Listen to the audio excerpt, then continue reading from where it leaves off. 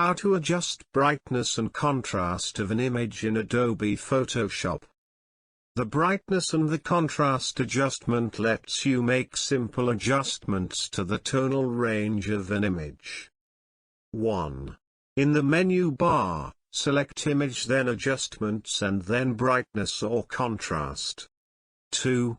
Adjust the brightness slider to change the overall brightness of the image. Adjust the contrast slider to increase or decrease image contrast.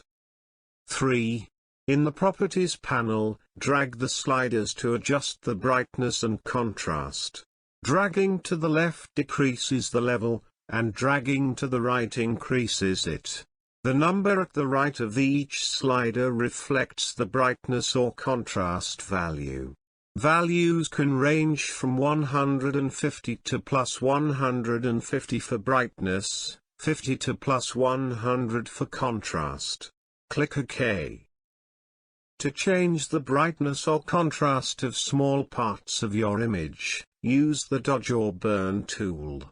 If you make a selection before using the brightness or the contrast command, changes affect only the selected pixels.